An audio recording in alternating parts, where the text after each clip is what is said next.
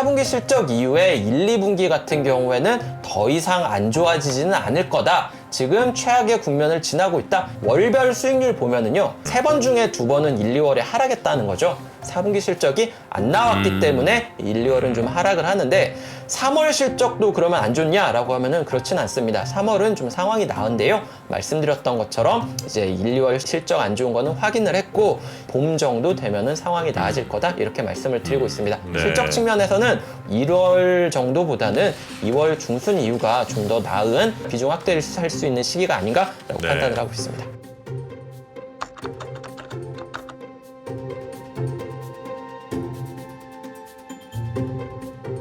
자, 그러면 오늘 저희와 함께 해주실 한국투자증권의 염동찬 연구위원 한번 모셔볼까요? 네, 염 위원님 어서 오십시오. 네, 안녕하세요. 어서 오세요. 네, 오랜만에 반갑습니다. 뵙겠습니다. 네, 반갑습니다. 저는 아주 오랜만에 뵙습니다. 아, 그러게요. 저기 클로징벨 라이브는 나왔었는데 네. 이제 오랜만에 뵙네요. 한 1년도 넘은 것 같은데, 아, 그 그죠? 정도 넘은 것 같은데. 네, 맞아요. 네. 참 오랜만에 오셨습니다, 여튼. 네, 맞습니다. 네. 자, 그래서 전반적으로 이제 일주가 지났어, 일주. 네. 일주가 지났는데 상당히 오래 지나간 것 같은 2023년. 맞습니다. 아, 예, 아직 그죠? 일주일밖에 안 됐네요. 예. 일단 그래서 지난 4분기 어닝 시즌에 대한 점검을 좀 해보면서 네. 얘기를 시작해 볼까요? 네. 4분기 어닝 시즌에 대해서 말씀을 드리려고 나왔는데요. 4분기 어닝 시즌 퀀트 입장에서 예측을 해보라라고 하면은 사실 1년 중에 가장 예측하기 쉽습니다. 왜냐면은 쉬워요? 실적 안 나올 겁니다 라고 얘기하면 대부분 맞아요. 4분기 어닝 시즌은 항상 안 나옵니다. 이거는 한국의 계절적인 특성 때문에 그래요. 뭐 예를 들어서 상자 안에 검은 공이랑 흰 공이 들어있는데 검은 공이 95개 들어있다는 걸 안다면은 저희는 사실 예측 정확하게 할 필요가 있나라는 생각이 안 들죠. 검은 공 나올 겁니다 라고 예상하면은 대충 맞으니까요. 왜 이런 검은 공이 95개나 있는 현상이 나타나느냐라고 하면은 기본적으로는 한국은 상장 기업의 98%가 12월 결산법인이기 그렇죠. 때문에 그렇습니다. 4분기가 마지막 분기가 12월이에요. 예. 그러다 보니까 이 마지막 분기에는 일반적으로 1년 동안 사용한 비용을 다 반영하고 자산 상각도 하고 이런 이슈가 있기 때문에 항상 실적이 안 나옵니다. 1년 동안 사용한 비용을 4분기에 반영하는 게 무슨 얘기냐라고 물어보시면요. 이런 거죠. 1년 동안 사용할 노트를 제가 10권을 사놨어요. 그러면 이거는 이제 회사 입장에서는 자산으로 잡히겠죠. 1분기에 2권을 쓰고 2분기에 2권을 쓰고 3분기에도 4분기에도 2권씩 썼는데 8권을 썼잖아요. 2권 남네요. 그 2권이 남아야 되는데 이제 연말에 이제 재고 조사를 해보니까 이 2권이 잉크가 번지고 이제 실밥이 터져가지고 못 쓰게 생긴 거죠. 그러면은 이제 연말에 4권을 쓴 걸로 잡아야 되는 겁니다. 손망 처리를 마지막 분기에 해버리고 회계 연도를 넘기면 안 되기 때문이죠. 네. 그러기 때문에 이 판매비와 관리비 같은 경우에는 1년 중에 4분기가 항상 높고요. 보통 이 자산 상각이라든지 충당금을 쌓는다든지 이런 것도 다 4분기에 합니다. 그렇기 때문에 4분기 실적은 안 좋아요. 혹시 한국 분기 실적이 언제부터 시작했는지 혹시 아시나요? 이게 2001년부터 분기 실적 발표가 시작됐고요. 네. 그 이전에는 연간 실적만 발표를 했었습니다. 1년에 한 번밖에 안 했었어요. 네, 맞습니다. 이제 2000년도에 처음으로 이제 분기 실적 발표 이전에 이 반기 실적을 발표했고요. 2001년도부터 분기 실적을 발표를 했습니다. 그렇다면은 한국 분기 실적이 발표가 된 게 이제 2001년부터인데요. 이 분기 실적 발표 역사 이래로 4분기 실적이 3분기보다 좋았던 적은 단 한 번도 없습니다. 아, 그래요? 3분기 실적보다 항상 4분기 실적은 안 좋아요. 이거는 앞서 말씀드렸었던 이 12월 결산 법인이 많기 때문이고요. 뭐 주식시장 오래 하셨던 분들은 기억하실 텐데 예전에는 금융업종은 3월 결산 법인이고 제조업 기업은 12월 결산 법인이었어요. 근데 이게 다 일원화돼가지고 이제는 거의 다 12월 결산 법인입니다. 물론 지금도 뭐 9월 결산 법인, 6월 결산 법인 없지는 않아요. 하지만 앞서 말씀드렸던 것처럼 상장 기업의 98%가 12월 결산 법인이다 보니까 마지막 분기에 이런 처리를 하면서 이 4분기 실적은 좀 안 좋게 나오는 경향이 있습니다. 여기 지금 준비한 자료에 뭐 그림 3번, 4번 이렇게 정리를 해놨는데요. 여기에 있는 차트에서 보시는 것처럼 이 파란색으로 표시한 게 4분기입니다. 보시면은 이 위쪽에 있는 판매비와 관리비 4분기에 좀 늘어나죠? 그리고 아래쪽에 기타 영업의 비용이라든지 영업의 손익이 항상 안 나오는 게 뭐 중단금도 쌓고 자산 상각 이슈도 4분기에 반영하면서 항상 4분기 실적이 4분기는 늘 빠지는군요, 진짜. 네, 항상 안 좋습니다.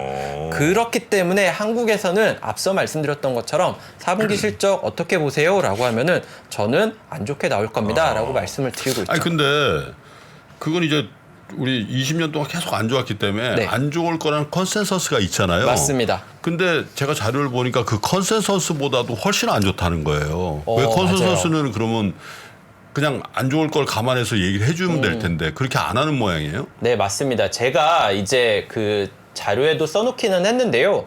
지금 최근에 이제 기관 투자자분들 만나면서 이렇게 얘기를 들어보면은 4분기 실적 안 좋은 거는 우리 다 알고 있는데 최근에 이익 추정치가 너무 많이 하향 조정됐으니까 이번에는 그래도 그것보다 더 아래로 나올 걸로 보고 있느냐 이런 질문을 사실 많이 받기는 하고 있습니다.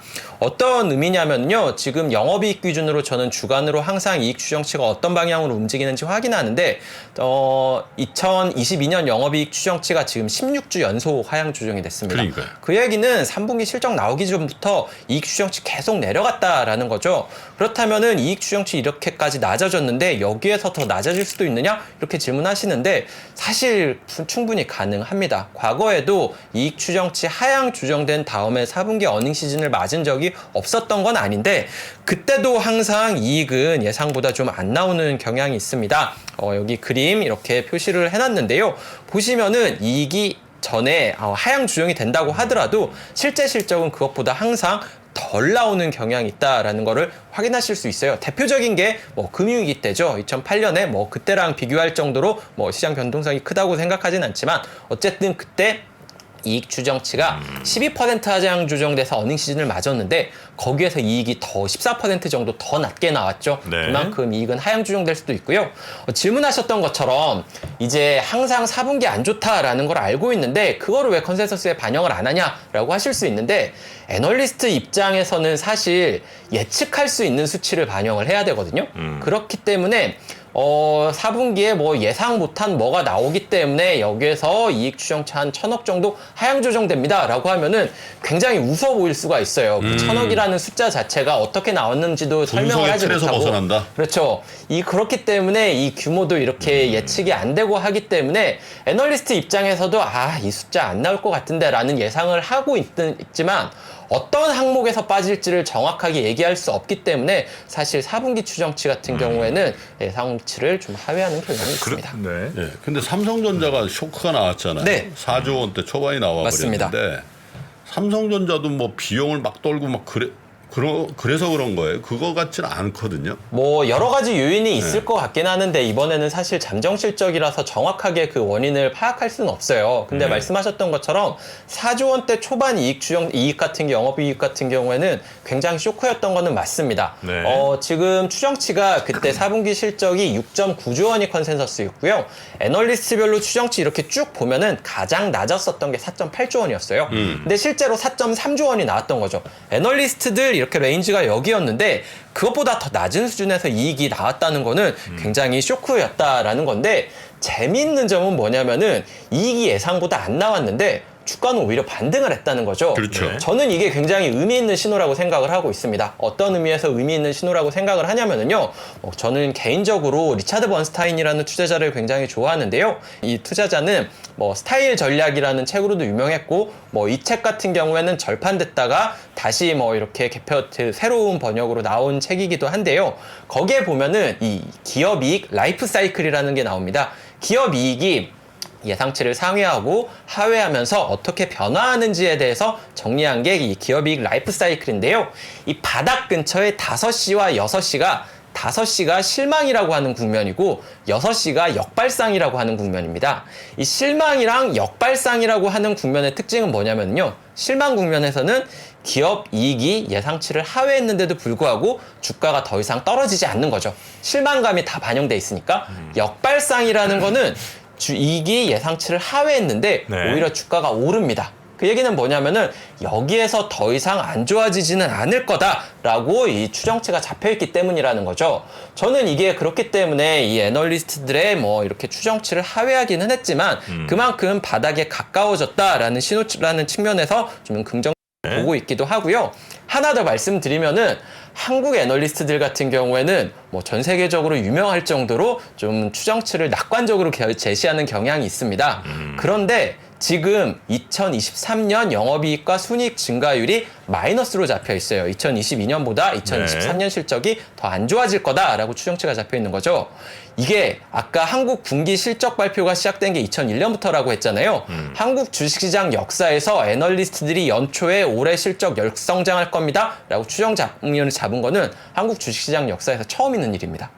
그만큼 애널리스트들에 대한 눈높이가 굉장히 낮아졌고요. 실적이 보수적으로 바뀌었기 때문에 이거는 정말 기업이익 라이프 사이클 바닥에서 나타난 현상이 아닌가. 네. 아까 삼성전자 실적 안 나왔음에도 불구하고 주가 오른 게 바로 그런 영향이 있지 않겠느냐라고 말씀을 드리고 있습니다. 번스타인이 그렇게 썼군요. 네네.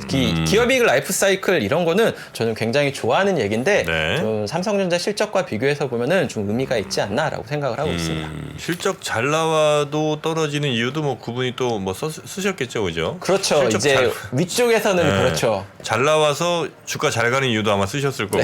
근데 요거는 어때요? 아까도 그 박병창 이사님하고 그런 얘기했는데 학습 효과. 네. 삼성전자 어닝 쇼크가 나왔는데 주가 올라버려요. 네. 그럼 삼성전자에 이어서 뭐 하이닉스 나오고 다 나올 거 아닙니까? 네네네. 그러면 이제 어닝 쇼크 나와요 또. 네. 그러면 삼성전자 때도 올랐지. 그러면서 주가가 더 이상 안 빠지거나 오를 수도 있다라는. 네. 그러니까 삼성전자가 하나의 표대, 네. 잣대가 됐다 네. 이렇게 보는.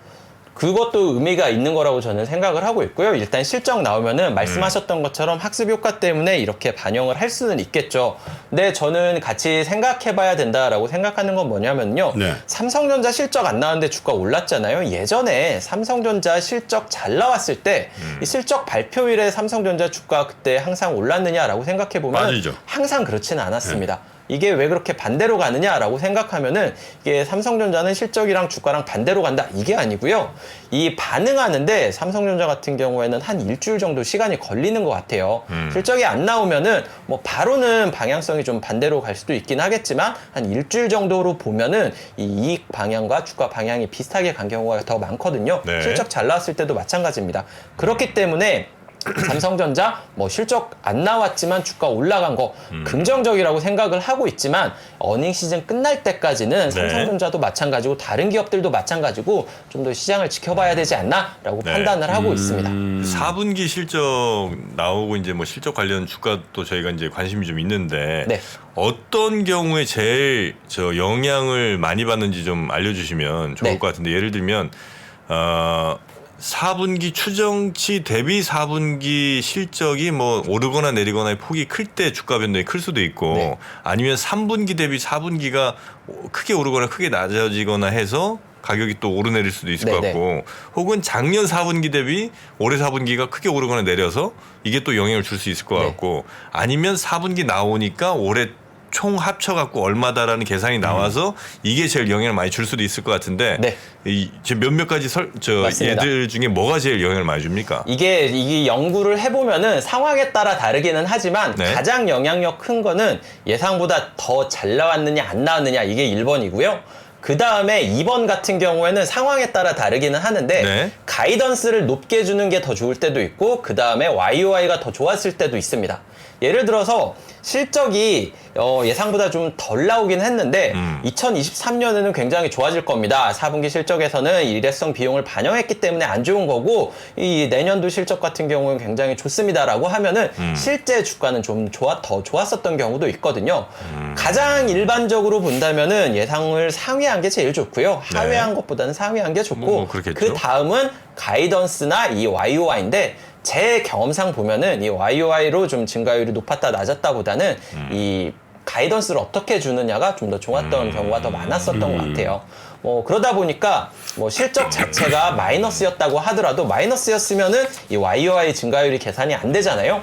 그럼에도 불구하고 이제 이 가이던스를 이제 적자폭이 줄어들면서 이 내년 3분기 정도면은 흑자 전환에 개선될 것 같습니다. 이 정도의 긍정적인 가이던스를 주면은 좀 네. 주가는 긍정적으로 볼 거라고 생각을 하고 있고요.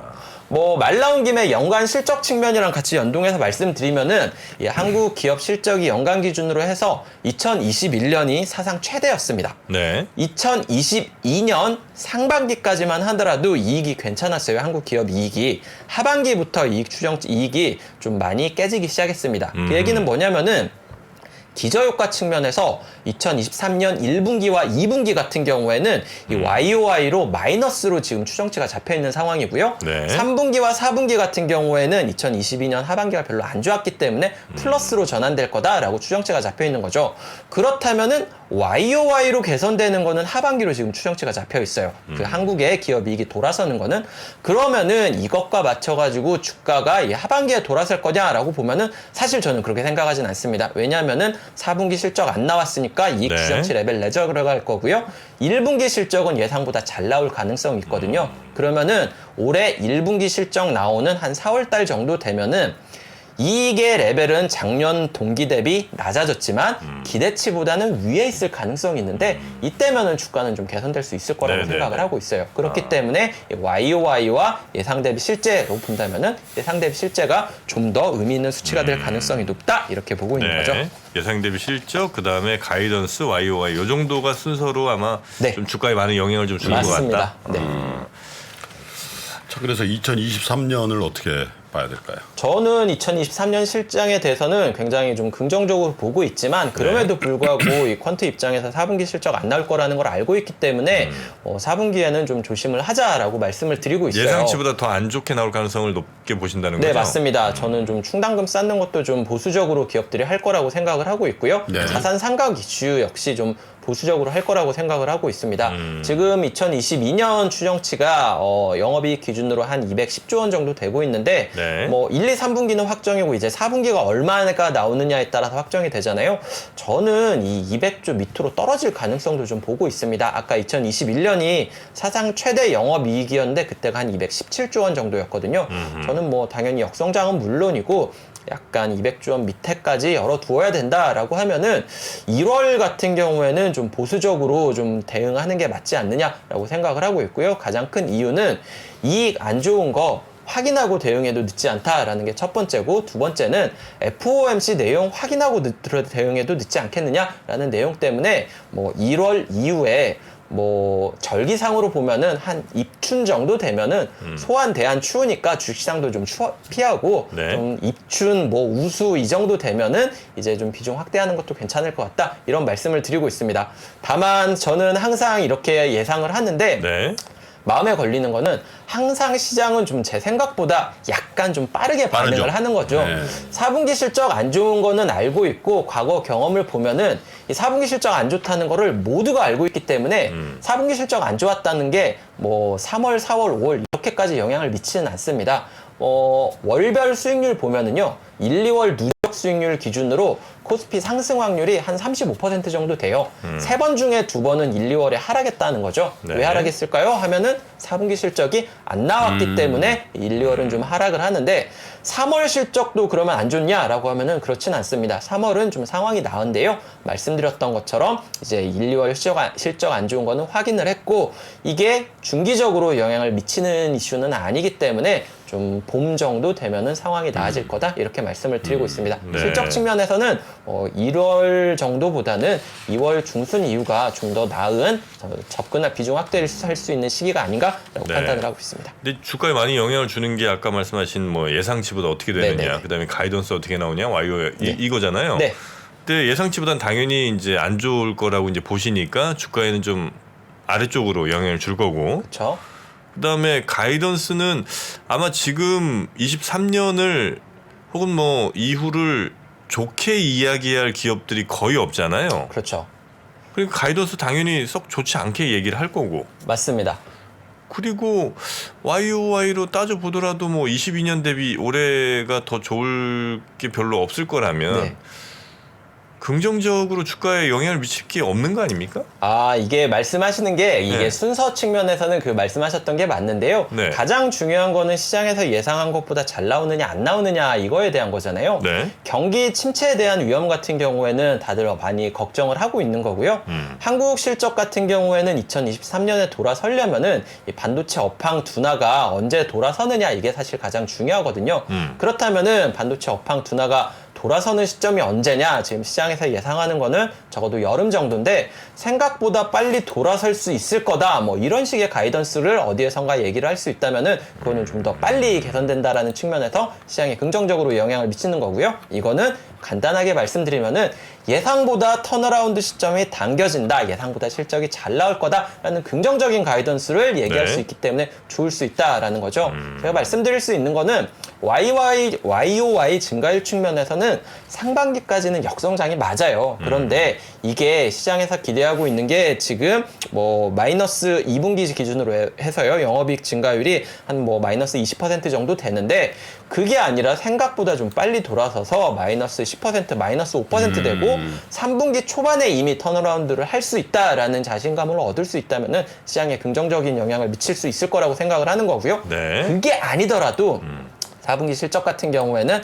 안 좋다라는 걸 알고 있었기 때문에 4분기 실적 이후에 1, 2분기 같은 경우에는 더 이상 안 좋아지지는 않을 거다. 지금 최악의 국면을 지나고 있다. 이런 코멘트만 나오더라도 시장에서는 나쁘지 않게 받아들일 거라고 생각을 하는 거죠. 네. 여기 제일 중요한 게 반도체. 당연히 반도체가 제일 중요하고요. 네. 지금 시점에서는 다른 때 같은 경우에는 안 그랬는데 지금 시점에서는 같이 중요한 게 유틸리티 업종입니다. 유틸리티요. 의외라고 생각하실 수 있는데요. 내년도에 이제 올해죠. 2023년도에 네. 이제 영업이익 증감하는 거 업종별로 쪼개가지고 보면은 반도체 업종이 2022년 대비 2023년 뭐 반도체 업종은 아니고 삼성전자, SK 하이닉스 두 개 기업 합치면은 한 26조 원 정도 이익이 떨어져요. 네. 영업이익 기준으로요. 근데 내년 그 2023년도에 이 한국전력 적자 줄어드는 폭이 지금 한 19조 원 정도로 잡혀 있습니다. 그만큼 흑자는 아니지만 적자가 적자 폭이 줄어들면서 이익이 늘어나는 효과가 가장 큰 게 지금은 한국전력, 유틸리티 업종으로 잡혀 있거든요. 네. 그만큼 반도체 업종이 예상보다 이 실적 떨어지는 게 덜하고 예상처럼 유틸리티 업종이 적자가 감소할 수 있는 게 2023년 실적 방향의 지금 가장 중요한 두 덩어리라고 보셔야 될 것 같아요. 유틸리티에 저 한전 말고 또 뭐 있습니까? 뭐 한국가스공사 이런 게 있기는 가스공사. 한데 거의 한전이죠 지금. 그렇죠. 한국전력이 워낙 압도적이죠. 뭐 반도체에서도 삼성전자, 하이닉스가 압도적인 것과 네네네네. 마찬가지 근데 상황입니다. 올해 실적도 한전 착시가 있지만 내년에 실적도 한전 착시가 있는 거 아닙니까? 2024년이요. 뭐 2024년도 있을 수는 있는데요. 그러니까 작년에도 한전 착시가 있었던 거죠. 대형 적자. 그렇죠. 근데 이제 적자였으니까 이제 여기에 대해서 증가하는 분을 이렇게 계산하는 거에 대해서는 좀 내용이 다르기는 하는데 적자가 감소하는 것 때문에 그 효과가 좀 크게 반영되는 게 올해라고 생각하시는 게 맞을 것 같아요. 2022년도 적자. 그래서 이제 2024년. 궁금한 게 네. 그래서 이제 한전이 뭐 적자가 10몇 조, 20조 준다. 네. 그게 이제 코스피에 뭐 그다지 크게 영향을 주나요? 이게 사실 반도체 업종 전체가 전체 실적에서 차지하는 비중이 크잖아요.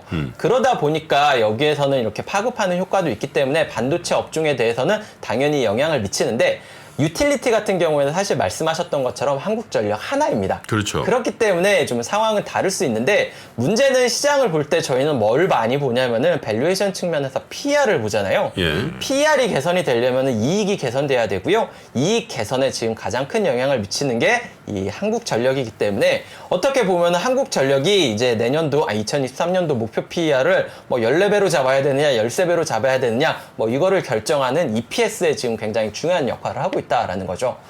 시장에 미치는 영향이 업종 종목 하나로면은 크지 않을 수 있겠지만 한국 시장 전체 EPS로 보면은 한국전력은 올해 어떻게 보면은 굉장히 희망적인 존재가 돼버렸습니다. 아 그래요? 그래서 한국전력의 적자 폭이 좀 줄어드는 게 전체 시장에 뭔가 좀 분위기를 바꿔주는 역할을 그렇죠. 할 수 있을 거라는 거죠? 밸류에이션을 바꾸는 중요한 역할을 할 수 있는 가늠자가 돼버렸습니다. 그렇습니까? 한국전력은 근데 작년에 이제 어마어마하게 채권 발행했잖아요. 네. 그 이자가 진짜 만만치 않을 것 같은데. 네.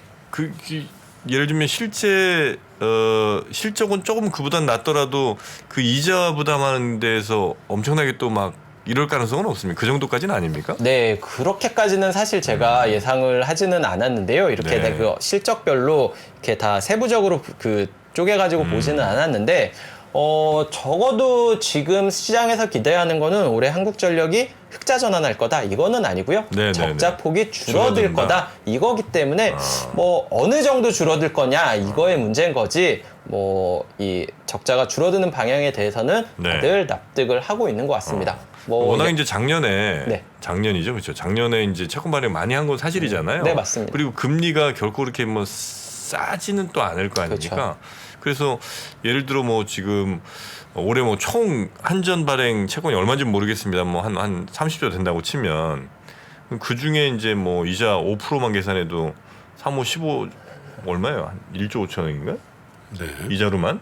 그러니까 그게 이제 계속해서 네. 그런 것도 당연히 그 실적 그쵸. 계산할 때 다 계산하시는 거겠죠? 그거에 포함은 되어 있죠. 당연히 여기에는 되어 있는데 뭐 일단 한국전력에 대해서는 제가 뭐 기관 투자자들이랑 돌아다니면서 이렇게 얘기를 했던 재밌게 들었었던 얘기 중에 하나는 정말 한국전력 실적이 개선되는 게 한국 전체 이익의 개선이냐 전기료가 올라가는 게 다른 기업들에 미치는 영향까지 좀 생각하면은 좀 복잡한 이슈일 수도 있지 않겠느냐 이런 반응이 좀 재밌었기는 했는데요. 어쨌든 이 다른 뭐 반도체라든지 뭐 자동차라든지 대형 업종들의 실적에 이 전기료 인상 이슈가 얼마나 반영되어 있는지는 모르겠으나 지금 내년도 실적 같은 경우에는 한전이 올라가고 반도체가 네. 깎아먹고 이거를 약간 상쇄하면서 2022년 대비 2023년은 약간 실적이 떨어지는 걸로 추정치가 잡혀 있는 상황입니다. 하긴 진짜 그럴 수도 있겠네요. 워낙 이제 한국 그러니까 전기를 많이 쓰는 또 산업들이 있잖아요. 맞습니다. 반도체도 많이 아마 쓰죠. 많이 쓸 거고 네. 저 포스코 같은 데도 엄청 쓰잖아요. 그죠? 전기로 고루 많이 쓰니까. 소재 업종들이 의외로 많이 소재. 사용하죠. 네. 그러니까 그런 회사들은 오히려 한전이 좋아진다 혹은 뭐 실적이 괜찮아진다면 오히려 좀 마이너스 영향을 좀 받겠네요. 이게 플러스 마이너스가 지금 따로 추정치가 잡혀 있는데 이 플러스의 영향이 마이너스에 더 큰 영향을 미칠 수도 있는 거 아니냐 이렇게까지 얘기를 하시는데요. 네. 사실 그렇게까지 이렇게 좀 명확하게 이렇게 추정치를 연결하는 것까지는 좀 현실적으로 좀 추정이 어려운 상황입니다. 하기야 다른 기업들이 그 유틸리티 비용으로 내야 될 거 한전이 다 감내해 준 거지. 한전 혼자 독박을 쓰냐? 이마트 신세계만 하더라도 저 전기를 얼마나 많이 써요. 그렇겠죠.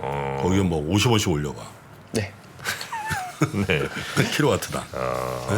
그런 것들도 하긴 좀 전체적인 이익에는 좀 네. 훼손이 좀 있을 수도 내가 있겠네요. 기관 그러잖아. 투자자들 반응 중에서 좀 의미 있는 좀 들어볼 만한 이슈였던 것 같아요. 그런 내용 같은 경우. 굳이 그런 걸 상장을 시켜가지고 늘 얘기하지만 네. 분석하는데 힘만 들지 뭐. 저보다는 이제 담당자분들이 힘드시겠죠. 네. 아니 퀀트도 힘든 게 저게 뭐 전기료를 얼만큼 올리느냐에 따라서 그렇죠. EPS 추정치 확 바뀌니까. 맞습니다. 그 뭐 시장의 논리로 하는 것도 아니고. 그래서 이제 결론적으로는 대략 한 3월 정도쯤에 비중 확대를 한번 고민을 해볼 정도 시기가 올 것 같다. 저는 3월 정도부터 시장 좋아질 거라고 생각을 하고 있고요. 네. 그러다 보니까 비중 확대는 한 2월 중순부터 해도 상관이 없는데 뭐 그거 아니더라도 저는 최근에 시장 보면서 느낀 거는 한 코스피 기준으로 한 2200포인트 밑으로 가면은 이제 참지 못하고 매수에 나서시는 것 같아요. 저는 2200포인트 미치면은 뭐 시기에 상관없이 매수를 좀 고려할 수 있는 시점이라고 생각을 하고 있고요. 네네. 뭐 시장에 언제 뭐 매도를 할 거냐 이것까지에 대한 그 레인지는 투자 호라이즌은 좀 다르겠지만 저는 하반기 생각하고 있다라고 하면은 3월 정도, 2월 말부터 3월 정도에 매수하는 게 가장 적절한 시기가 아닐까라고 판단하고 있습니다. 네네네. 하기가 어떻게 됐나요? 지금 저기 그 배당락 기준으로 해서 2200포인트 어간 이제 갔었죠. 네네. 볼까요? 2218포인트가 저점이네. 1월 3일 날. 네. 그죠? 잠깐 장중에 2200포인트 밑으로 좀 내려가긴 했었는데 종가 금방 기준으로 좀 2218포인트. 네네. 금방 회복을 하더라고요. 2200포인트 선이 굉장히 심리적인 강한 지지선으로 역할하는 네. 것 같아요. 맞습니다. 한때 2,500이 그 정도 해주지 않았습니까 혹시? 2,500이 지지선이었던 사실 적 그런 시기가 오겠죠. 올 있었던 거라고 것 믿고 같은데. 있습니다. 2,200 포인트 선에 가면은 이제 바닥을 좀 다져주는데 수익률 게임으로 치면 금방 2,300 포인트 가고 네, 그러니까 맞아요. 그죠? 꽤 나는 거예요. 알겠습니다. 자, 오늘 좀 더 숫자로 보는 우리 증시에 대한 이야기. 아 근데 우리 염동찬 위원 나오니까 네. 여하튼 에너지가 좀 네. 원래 퀀트 하면은 네. 그냥 숫자 쫙인데 말씀하시는 톤도 그렇고 약간 에너지가 전달이 돼요. 네네네. 아유, 아주 좋습니다. 아침에. 자, 그럼 우리 염동찬 위원은 여기서 오늘 보내드리고 다음에 또 뵙도록 하죠. 제가 한번 조만간 클로징벨 라이브 한번 또 출동하도록 하겠습니다. 알겠습니다. 네. 자, 함께 해주신 염동찬 위원님 대단히 고맙습니다. 네, 감사합니다. 네.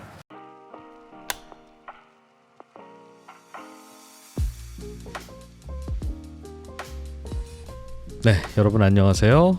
제가 아주 놀라운 후기를 하나 발견해서 소개해드리려고 합니다. 저희 3프로TV 미래대학 수강생이신 것 같은데, 이야 이분 와 이분 공부 흔적이 진짜 열심히 하셨나 봅니다. 필기가 아주 빽빽하게 가득 차 있습니다. 3프로TV를 보고 유료 클래스까지 수강하는 사람들은 기본적으로 재테크에 관심이 많기도 하겠지만 끊임없이 스스로의 발전을 도모하는 사람들일 것이다. 그런 의미에서 송기령 부사장의 미래대학 강의는 아마도 여러분에게 인생의 터닝 포인트가 될지도 모릅니다. 3프로TV 미래대학 확장판 지금 바로 만나보세요.